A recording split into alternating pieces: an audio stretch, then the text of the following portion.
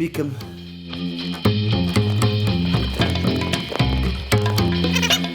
How to do a true speed and power workout at home without killing yourself.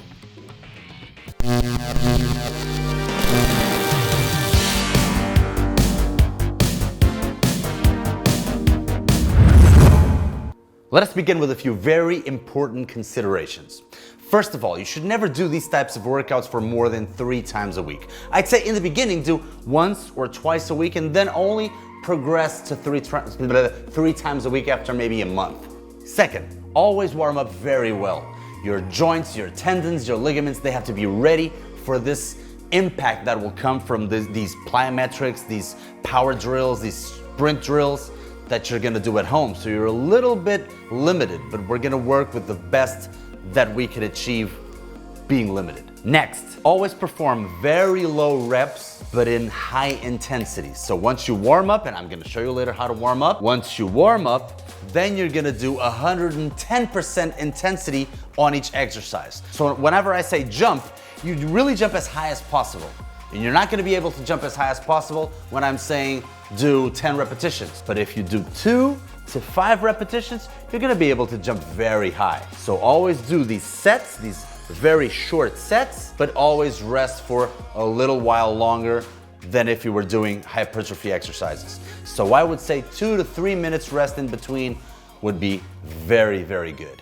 Lastly, always finish each session with hypertrophy. So in that case, you're gonna work the muscles, the surrounding muscles that you really want to work on in order to get bigger explosion. I would say the hamstrings, the glutes, the quads, obviously, some core activation. So if you do that in the end, you will be much fresher in the beginning where you're supposed to be high intensity. So lower or moderate intensity in the end with some hypertrophy exercises, and this will be a great session. Let's go.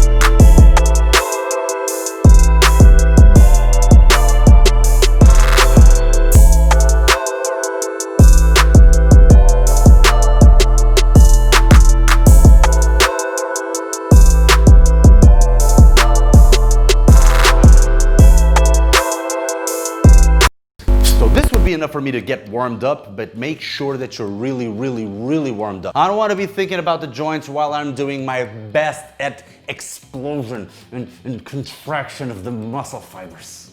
So if you have to repeat any of the patterns that we've done, please do so. Make sure you're very warmed up. So let's begin with sprinting.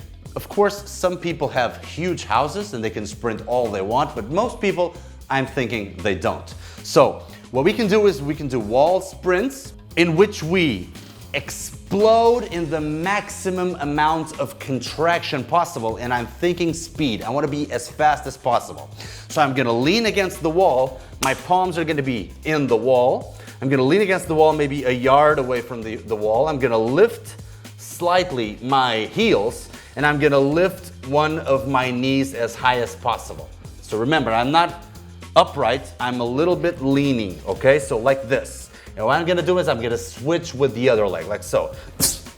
And then again. To be as quick as possible. I'm only thinking attack the floor, like bah, okay? Be as explosive and as quick as possible. So then you're gonna do 1, 2, and I'm gonna do 5 sets of 1, 2, like so.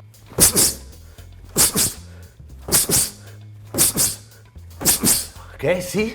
Ooh, this hurts. So then you're gonna play with the patterns. And instead of just doing 2, you might do 3, and you might do 5 to 10 sets. 10 sets might be too much, because once you start to lose your speed, that's not what I'm after. I'm after speed. So if you do 5 or 6 sets and then start to wear off, that's where you stop.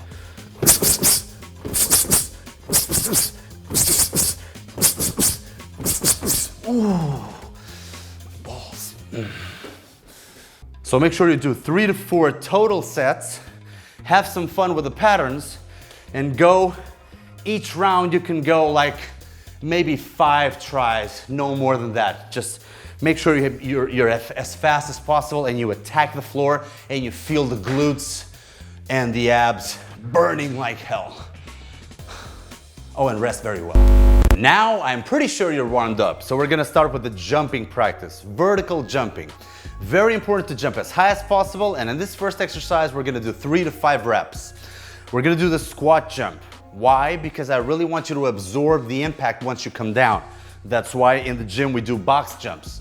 The box is only there to support you, to absorb the impact, and for you not to go as high as possible and then come down on your joints. So we're gonna do a squat jump, which is gonna be feet shoulder width apart, feet slightly outward, go as low as you can go, keeping your heels down, and from this point, you're gonna jump as high as possible and then absorb again. I'm gonna do 3 as high as possible. I'm just scared that I might hit the ceiling. Ha ha ha! Let's go, 3, 2, 1, go. Oh, see? Go as high as possible, 3 to 5 reps, and rest 1.5 minutes to 2 minutes and do 3 to 4 sets. Very important. Next one, we're gonna work unilaterally doing the lunges. So what is a lunge? A lunge is an exaggerated step where I go 90 degrees on the front leg, 90 degrees on the back leg. And it's like my knee is kissing or almost kissing the floor, but not even kissing. Remember COVID. So from this point, you're gonna jump as high as possible in this demanding stance, and you're gonna switch to the other side. I would say anywhere from 4 to 8 reps total, always alternating.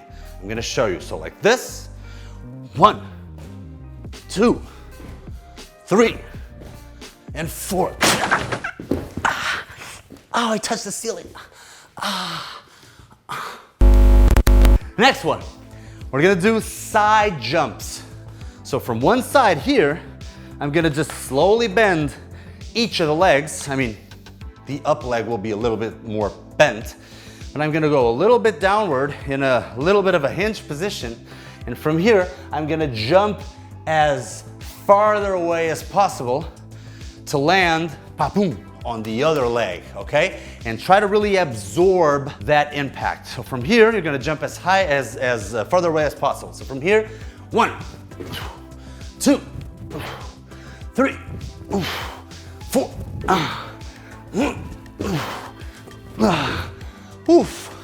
If you have to put the other foot down to make sure you have some balance, we're working on the balance as well, but it's not our main objective. So once you absorb, you can put it down, rest a little bit for 2 seconds, and then go again. So the idea is explosion, explosion, explosion. And the last one, which I would say is a little bit more specific. It's a little bit more useful for martial artists because they have to jump and kick, which is the tuck jump, like this. And it's useful, why? Because once you jump and you work on your vertical ability, you don't really need to lift your knee unless you have some specific reason to do it, like a front kick. So if you don't have to do this, maybe this is not your thing. But Remember that if you do 3 to 5 tuck jumps, as soon as your feet, as the balls of the feet hit the floor, you go right up again. So this really works your rebound. So I wouldn't discard it just yet. Let me do 3 repetitions for you to see what I'm talking about. Remember, always hip width in this exercise. Whew.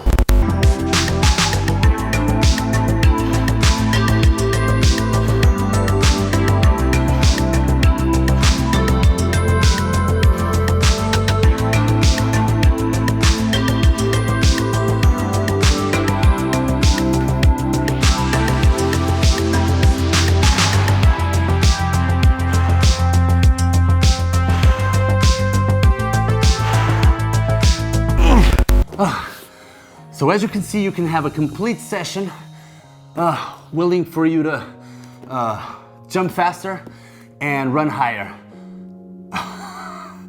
You get my drift. So be fresher in the beginning for you to have as much explosion as possible, and in the end, go with either glutes, hamstrings, or quads, and really work those muscles for you to get stronger, because you gotta be stronger not only to jump higher, but to absorb the impact. So this was a really, really good session, and I hope you have some fun with it, and put in the comment section what you would like to see next. 3, 2, 1, go.